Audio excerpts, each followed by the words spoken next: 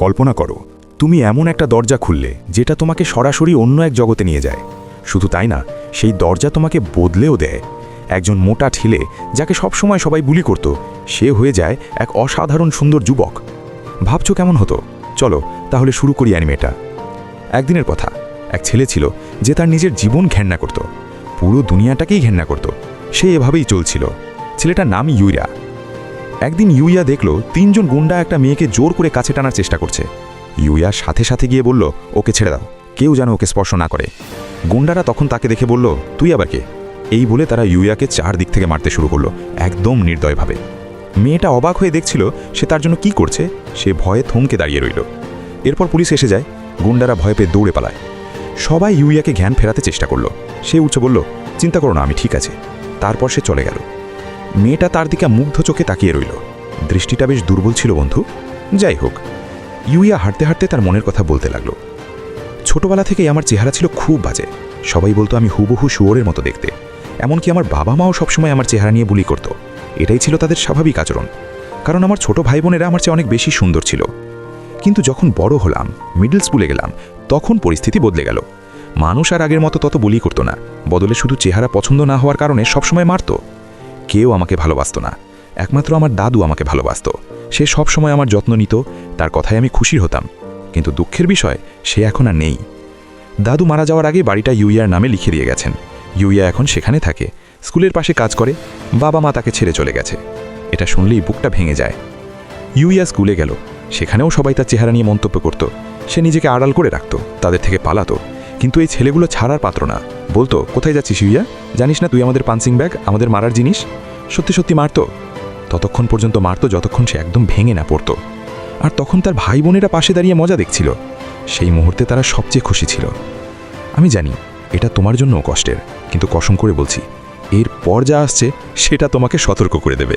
ইউয়া বাড়ি ফিরে একটা ম্যাগি নুডলসের প্যাকেট বের করলো। খেতে গেল, কিন্তু স্যুপে তার চেহারার ছায়া দেখে বিরক্ত হয়ে শেষ করতে পারল না। এমনকি নুডলসও তাকে বুলি করলো বন্ধু। সে উঠে মিরারে নিজেকে দেখল, সহ্য করতে পারল না। মুষ্টি দিয়ে একের পর এক আঘাত করলো, শেষে মিরার ভেঙে ফেলল। ঘুষিটা ভুলবশত পাশের দেয়ালে লাগলো, আর সেখানে একটা দরজা খুলে গেল। এটা কি দাদুর গোপন ঘর? এখান থেকে কি হবে? ইউয়া ভেতরে ঢুকলো। ভেতরে অনেক অদ্ভুত জিনিস দেখে অবাক হয়ে গেল, কিন্তু একটা অদ্ভুত দরজা তার দৃষ্টি কেড়ে নিল। সে গিয়ে সেটা খুলল। দরজা খুলতেই একটা অদ্ভুত চিঠি বেরিয়ে এলো। ছেলেটা ভয় পেয়ে গেল। পড়ল, লেখা আছে, অভিনন্দন, তুমি অন্য এক জগতে চলে এসেছো। ইউয়া হতবাক, কিছুই বুঝতে পারছি না। তারপর কিছু আরও মেসেজ ভেসে উঠল। সেগুলো তাকে তার ক্ষমতা আর এই জগতে সে কী করতে পারবে সেটা বুঝিয়ে দিল। ইউয়া নিজেকে বলল, এটা নিশ্চয়ই স্বপ্ন। পাশে তাকিয়ে দেখলো একটা কাগজে একটা চিঠি, কিন্তু ভাষাটা অচেনা, বুঝতে পারছে না। সাথে সাথে তার মধ্যে ভাষার স্কিল জেগে উঠল, সহজেই পড়তে পারল। চিঠিতে লেখা, আমি এই বাড়ি আর বাগানের মালিক। যদি কেউ এই চিঠি খুঁজে পায় তাহলে বাড়ি ও সব কিছুর মালিকানা তার হয়ে যাবে। তার অনুমতি ছাড়া কেউ এই এলাকায় ঢুকতে বা বেরোতে পারবে না। ইউয়া বলল, তার মানে এই বাড়িটা এখন আমার? এটা কেমন সুন্দর ব্যাপার। কাছেই কিছু ওয়েপন দেখতে পেল। সে একটা সোয়ার্ড তুলল, বাইরে গিয়ে চেষ্টা করলো ঘোরাতে, কিন্তু পড়ে গেল একদম। প্রথমবারেই তো আর পারবে না। তখন একটা মেসেজ ভেসে উঠল, অভিনন্দন, তুমি সোয়ার্ডসম্যানশিপ আয়ত্ত করেছো। সে উঠল, সোয়ার্ড হাতে নিল। এবার পারছে, অনায়াসে ব্যবহার করতে পারছে। কয়েকটা ওয়েপন নিয়ে সব কৌশল শিখে নিল। তারপর নিজের টুল চেস্টে সেগুলো রাখলো।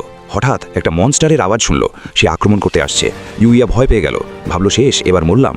কিন্তু মনস্টার বাধা পার করতে পারল না, বাইরে থেকে চিৎকার করতে থাকলো। ইউয়ার হাত কাঁপছিল, মনে হলো হাতের জিনিসটা ছুঁড়ে মারলে মনস্টারকে মারতে পারবে। একটা জোরালো আঘাতে সে মনস্টারকে দ্বিখণ্ডিত করলো। পেট ফুঁড়ে গেল। মনস্টারের এনার্জি তার কাছে চলে এলো। কিছু আইটেম পেল, এগুলো তার এক্সপিরিয়েন্স বাড়াবে।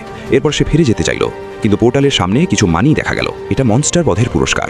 এই মানি তার নিজের জগতেও কাজে লাগবে। এটা কত সুন্দর, এরপর তো আর কাজ করতে হবে না। বাড়ি ফিরে ঘুমাতে গেল, কিন্তু শরীরে একটা অদ্ভুত অনুভূতি হচ্ছিল। তেমন গুরুত্ব দিল না, ঘুমিয়ে পড়ল। সকালে উঠলো একদম নতুন ইউয়া। হ্যাঁ বন্ধু, সত্যি বলছি, সেই আগের মোটা ছেলেটাই। ইউয়া অনুভব করলো তার জামা ঢলঢলে হয়ে গেছে, তবে তেমন গুরুত্ব দিল না। মিরার দেখতে গেল, কিন্তু মিরার নেই, ভেঙে ফেলেছিল। বলল, ভালোই হয়েছে, ওটা দেখে এমনিতেও বিরক্ত রাখত। কিন্তু এখন দেখলে বলতে, কেন ভাঙলাম। যাই হোক, নতুন জগৎ থেকে আনা পোশাক পরল, বাগানে কাজ শুরু করলো। কফি মনস্টারের সাথে দেখা হলো, সেটাকেও শেষ করে দিল। হ্যাঁ সত্যি, নাম কফি মনস্টার, মিথ্যে বলছি না। ইউয়া সারা হলিডে এইভাবেই কাটালো। এখনও জানে না তার শরীর বদলে গেছে। নতুন জগৎ থেকে মানি নিয়ে নতুন বছরের জন্য স্যুট আর পোশাক কিনল। হলিডের শেষ দিনে ইউয়া অনেক সাহসী হয়ে উঠেছিল, সব ওয়েপন ব্যবহারে দক্ষ হয়ে গিয়েছিল। আর একটা শক্তিশালী মনস্টার এলো। সে কি হারবে? বলো আমার সাথে। না, সে জিতে গেল, মনস্টারের মাথা উড়িয়ে দিল। এরপর নতুন স্কুল বছর শুরু হলো। ইউইয়া তৈরি হয়ে ক্লাসে গেল। যে দেখছে সেই তার সৌন্দর্যে মুগ্ধ। ভাই বোনেরাও চিনতে পারল না। এমনকি যারা আগে বুলি করতো তারাও কাছে এসে বলল, তুমি কে? আমরা তো আগে তোমাকে দেখিনি। নতুন ট্রান্সফার? ইউইয়া অবাক হয়ে বলল, ট্রান্সফার? আমি ইউইয়া, যাকে তোমরা প্রতিদিন মারতে। সবাই অবাক, কেউই বিশ্বাস করছে না, বলছে এটা হতেই পারে না, তুমি মজা করছো। ইউইয়া কিছুই বুঝতে পারছে না, দৌড়ে বাথরুমে গেল, আয়নায় নিজেকে দেখে থমকে গেল। এই যে চাঁদের মতো সুন্দর। ভাই বোনেরা তাকে বাইরে নিয়ে গেল, বলল, তোকে সব এক্সপ্লেন করতে হবে, একদিনে এত বদলে গেলে কি করে?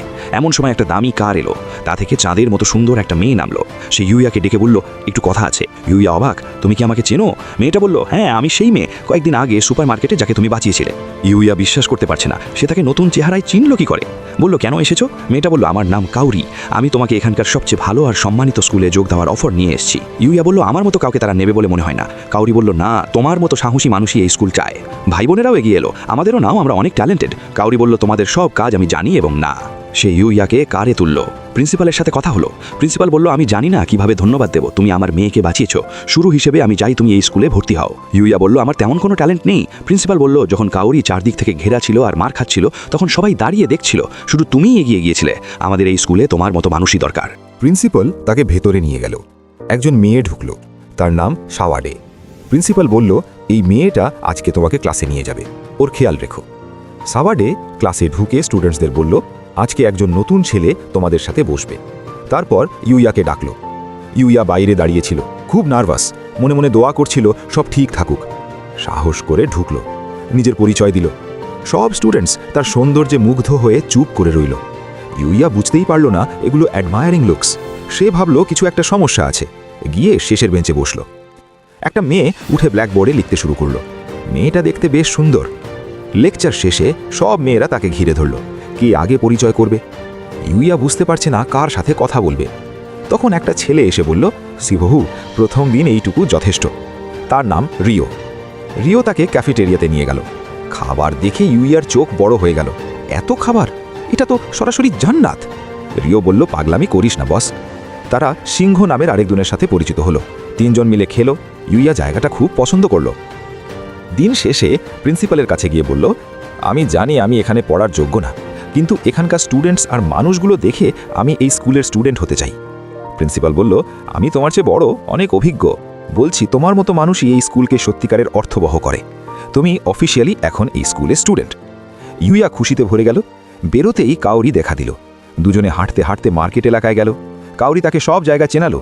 ইউইয়া বিশ্বাস করতে পারছিল না। একটা দোকানে ঢুকে কিছু মিষ্টি কিনল। বসে খেতে খেতে ইউইয়া জিজ্ঞেস করল, তুমি আমাকে চিনলে কিভাবে? আমার চেহারা তো পুরো বদলে গেছে। কাউরি অবাক হয়ে বলল, মানে কি? ইউইয়া বলল, আমি আগে অনেক মোটা ছিলাম, অনেক বদলে গেছি, তুমি তবু কিভাবে চিনলে? কাউরি বলল, তোমার চোখের সেই উজ্জ্বলতা, ওয়েট কমলেও সেই চোখ আগের মতোই সুন্দর আর নিষ্পাপ রয়ে গেছে। ইউইয়ার বুকটা নড়ে উঠল। দুজনের সম্পর্ক ধীরে ধীরে গড়ে উঠতে লাগলো। একটু পরে ইউইয়ার আইসক্রিম থেকে কাউরি একটু খেয়ে নিল। কাউরির মুখ লাল হয়ে গেল। সেও তার আইসক্রিম থেকে ইউইয়াকে খাওয়ালো। দুজনের ভালোবাসা তখন পরস্পরে বিনিময় হচ্ছে। আশেপাশে যারা বসেছিল তারা চোখ সরাতেই পারছিল না। দিন শেষে ইউইয়া বাড়ি ফিরল। যুদ্ধের পোশাক পরল। নতুন জগতে গিয়ে মনস্টার মারতে শুরু করলো। রিসোর্সেস জমালো। কিন্তু লক্ষ্য করল লেভেল বাড়া অনেক ধীর হয়ে গেছে। আরও গভীর জঙ্গলে গেল। হঠাৎ চিৎকার শুনল। দৌড়ে গিয়ে দেখল জঙ্গলে অনেক লাশ পড়ে আছে। একটা বিশাল মনস্টার একটা মেয়েকে আক্রমণ করছে, মেরে ফেলবে। ইউইয়া দৌড়ে গিয়ে বর্ষা ছুড়ল।